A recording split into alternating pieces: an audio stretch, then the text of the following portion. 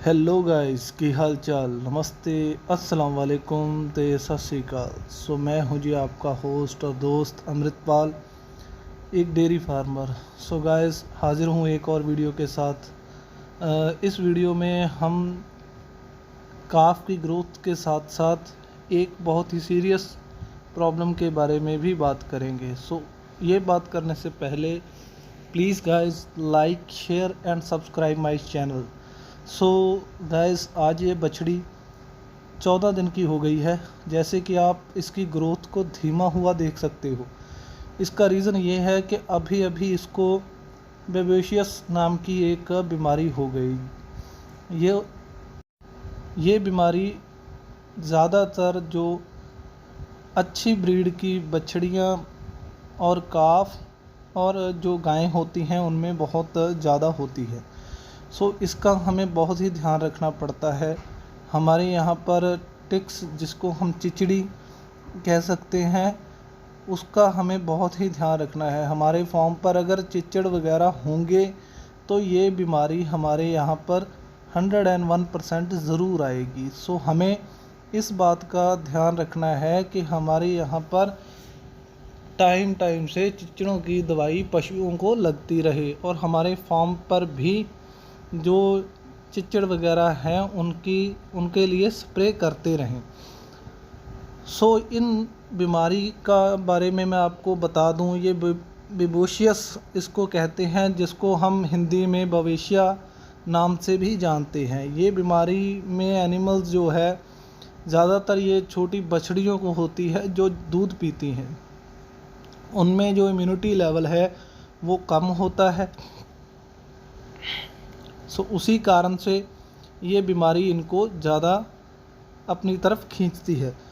ये बवेशिया होता क्या है और इसके सिम्टम्स क्या हैं, इसके बारे में मैं आपको बता रहा हूँ। जैसे कि आप देख सकते हो कि ये बछिया अब एक्टिव नहीं है। सबसे पहले इसको जो वीकनेस आएगी, चाहे आप जितना मर्जी खिलाते पिलाते रहिए, चाहे आप इसका दिन का 8 किलो दूध भी कर दीजिए, ये एक्टिवनेस इसकी ख़त्म होगी। इसके अंदर वीकनेस आएगी। जैसे कि आप देख सकते हो, इसको आज दूसरा दिन ही हुआ है। कल शाम को इसको बवेशिया की शिकायत हुई और मैंने साथ ही साथ डॉक्टर साहब से बात की। उन्होंने आकर इसका इलाज भी कर दिया है। बट ये जो 24 घंटे थे, इन 24 घंटों में ही इसने अपनी जो बॉडी स्कोर को तोड़ लिया है। जो ये ग्रोथ करने थी इस बच्चे ने 24 घंटे में इसकी ग्रोथ भी रुक गई और ऊपर से इसको ये बीमारी भी हो गई। इस बीमारी के सिम्टम्स की बात कर रहे थे कि जैसे इसको वीकनेस बच्चे को बहुत ज़्यादा आ जाती है। ये बार बार बैठने की कोशिश करता है और जब हम इसको खड़ा करते हैं तो ये खड़ा नहीं हो पाता। अगर हो भी जाता है तो फुली एक्टिव नहीं होता। और साथ ही साथ इसको जो हाथ पैरों की जकड़न हो जाती है, जिसको हम जॉन्डिस की बीमारी भी बोलते हैं। और इसको फीवर वगैरह भी बहुत हाई टेम्परेचर होता है। जैसे कि आप मेरी बछड़ी को जो था 106.2 फीवर था। तब मैंने डॉक्टर साहब से बात की और इसको पूछा कि ये सर क्या बीमारी है, तो उन्होंने मेरे को बताया कि मैं आकर आपको चेक करके ही बताऊंगा, ऐसे मैं आपको फ़ोन पर नहीं बता सकता। जैसे कि मैंने और सिम्टम्स के बारे में बात कर रहा हूँ। इसका जो यूरिन होता है, इसका पेशाब बछड़ी का जो होगा वो जहाँ तो डार्क रेड कलर में आएगा, जैसे लाल सुर्ख होगा, और जहाँ फिर वो ऑरेंज कलर का होगा। ये दो कलर बहुत ही ज़्यादा इस बीमारी में देखने को मिलते हैं। आप जो है इस चीज़ का बिल्कुल ध्यान रखिए कि आपके फार्म पे मोस्टली चिच्चड़ ना हो। अगर ये चिच्चड़ आपके फार्म पर होंगे तो ये बीमारी आपके पास आनी बहुत ही आसानी से आ जाएगी। जैसे कि मैंने बवेशिया के बारे में आपको बताया कि ये सिम्टम्स होते हैं। अब ये बात करते हैं कि ये बीमारी आई कहाँ से। ये अमेरिका की दी हुई बीमारी है। जैसे कि कह सकते हैं कि जब फर्स्ट ये नज़र में आई तो अमेरिका में पहली बार ये टिक्स के द्वारा हुई थी। अब सन मेरे को ये कंफर्म नहीं है कि सन कब का था, बट ये बीमारी उन्होंने ढूंढी और इसका इलाज भी उन्होंने ही किया।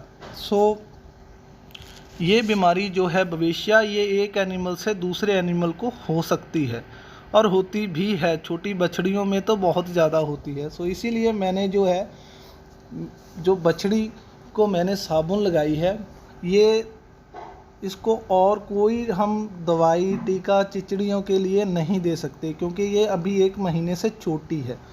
अभी इसकी उम्र जो है 14 दिन की हुई है। सो हम इसे कोई टिक्स वगैरह की दवाई नहीं देंगे और हम इसको जो है साबुन आती है नो टिक्स करके, उससे हम इसको अच्छी तरह से नहलाएंगे और इसको 5 से 10 मिनट के लिए छोड़ देंगे साबुन लगी हुई को। अब जैसे मैंने आपको बताया कि ये बीमारी एक एनिमल से दूसरे एनिमल के पास भी जाती है, सो साथ में जो बछिया है, इस बछिया को भी ना हो जाए ये बीमारी, सो मैंने इसकी पहले ही प्रिकॉशन लेते हुए इसको भी साबुन से नहला दिया है। जो भी इसके चिच्चड़ वगैरह होंगे सो वो सभी के सभी मर जाएंगे और हम जो है बीमारी से कुछ हद तक अपनी सेफ्टी कर सकते हैं। सो गाइस, वीडियो में आगे बढ़ने से पहले मैं आपको एक बार फिर रिक्वेस्ट करूंगा कि आप मेरे चैनल को ज़्यादा से ज़्यादा लाइक कीजिए, शेयर कीजिए, कमेंट कीजिए और सब्सक्राइब भी कीजिए। सो जैसे कि मैंने आपको भविष्य के बारे में बता दिया है कि ये बीमारी क्या होती है, कहाँ से आई है और इसके सिम्टम्स क्या हैं। सो हमें इस बात का बहुत ध्यान रखना है इस बीमारी में कि पशु अपना खाना पीना ना छोड़े। बड़ी गायों में भी ये बीमारी आसानी से आ जाती है। सो बछड़ियों में तो हमें दूध का जो ध्यान रखना है, इनकी खुराक का, कि कोशिश करें अगर आप 2 से 2.5 किलो दूध एक टाइम का और दिन का 5 किलो दूध बच्चे को पिला रहे हो, तो कोशिश कीजिए कि इसको 1 किलो दूध दिन का बढ़ा दीजिए। जैसे कि अगर 5 किलो पिला रहे हो दिन का, तो 6 किलो कर दो। और 6 किलो किसी भी बच्चिया के लिए पहले मंथ में बहुत ही सफिशिएंट दूध होता है। इससे ज़्यादा की ज़रूरत भी नहीं होती। और चाहे बीमारी हो चाहे ना हो, आपने कोशिश यही करनी है कि बच्चिया को भरपेट दूध दिया जाए। सो मैंने डीवर्मिंग की वीडियो डालनी थी, बट पहले ये बीमारी मेरे पास आ गई, तो मैंने ये सोचा कि ये बीमारी की वीडियो आपसे पहले मैं डिस्कस कर लूँ। सो गाइज़, आप ऐसे ही इन बच्चियों को अच्छी तरह से साबुन लगाकर, ये देखिए मुझे लगा कि यहाँ पे इसके साबुन कम लगी है, सो मैंने दोबारा से इसको पानी डालकर दोबारा से इसको साबुन अच्छी तरह से नहला दिया है। और नहलाने वाला वो मेरे से स्किप हो गया, सो सॉरी फॉर दैट। और मिलते हैं किसी और नई वीडियो के साथ जल्दी ही। Please guys, like share subscribe my channel. और आप भी अपनी बछड़ियों का ध्यान दीजिए, ब्रीडिंग पर बहुत ज़्यादा ध्यान दीजिए, तभी आप एक सफल डेयरी फार्मर बन सकते हो।